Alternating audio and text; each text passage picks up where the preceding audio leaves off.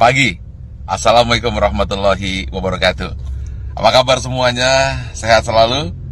Oke, saat ini saya tiba-tiba ingin menambahkan yang ke-12. Bagaimana tips sukses supaya terhindar jadi orang yang 95% dan supaya kamu terpilih dari 5%. Ingat, dari 100 orang sukses, hanya 5% sukses, 90% gagal, tidak jadi apa-apa, atau jadi orang biasa-biasa saja. Nah, bagaimana supaya kita termasuk 5%? Saya ada sebuah kisah true story yang saya alami sendiri. Saat pembangunan Menara 165, saat itu terhenti di lantai 4. Anda bisa bayangkan, uangnya habis, dukungan habis, tidak ada apa-apa lagi, tidak ada satupun yang mendukung.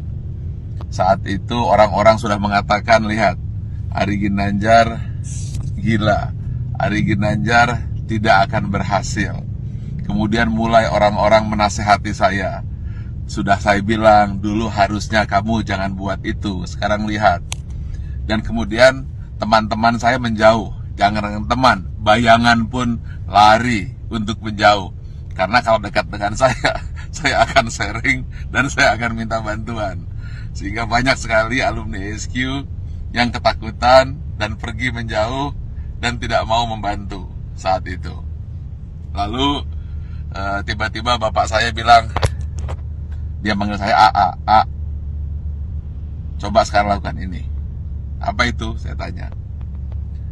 Doakan saja semua orang yang ada di sekitarmu yang kamu lihat. Tukang bakso, supir bis, tukang sayur, orang-orang miskin, orang-orang susah. Siapa saja yang kamu lihat, kamu doakan. Lalu saya doakan. Saya tidak peduli. Pokoknya melihat orang saya doakan. Kalau melihat orang gemuk, saya doakan kurus. Yang kurus saya doakan gemuk. Orang yang miskin saya doakan jadi kaya. Orang yang kaya saya doakan jadi sejahtera. Orang yang sakit saya doakan sembuh. Pokoknya ngelihat apa saja saya doakan. Bahkan kucing lewat pun saya doakan dapat makan. Lalu tiba-tiba di sebelah kanan jalan saya menuju Menara 165 ada sebuah gedung yang nasibnya sama dengan saya. Hampir menjadi kuburan tua. Atau mungkin rongsokan batu dan besi. Setiap hari saya doakan. Berdua dengan bapak saya. Setiap saya lewat saya doakan. Believe it or not, setelah 2 tahun tiba-tiba ada satu orang mulai bersih-bersih. Ada yang kerja ini. Besoknya 2 orang, 4 orang. Dan akhirnya mulai banyak orang kerja. Gedung yang milik orang yang saya tidak tahu siapa yang punya gedung itu, kemudian tiba-tiba selesai. Saat yang bersamaan, believe it or not, Menara 165 selesai, 25 lantai dan masjid di puncaknya, yang katanya menjadi masjid tertinggi nomor 2 di dunia. Nomor 1-nya saya tidak tahu ada di mana. Saya ingin sampaikan ini, bahwa kita harus senantiasa berpikir positif, senantiasa mendoakan orang lain, dan jangan berpikir negatif. Setiap melihat apa saja, doakan. Atau ketika melihat orang berdoa, aminkan. Intinya, jangan pernah berkata negatif, jangan pernah berpikir negatif. Jangan pula bahkan berbisik negatif. Jadi jangankan mulut, hati pun selalu positif dan positif. Itulah rahasia yang selalu saya lakukan hingga hari ini.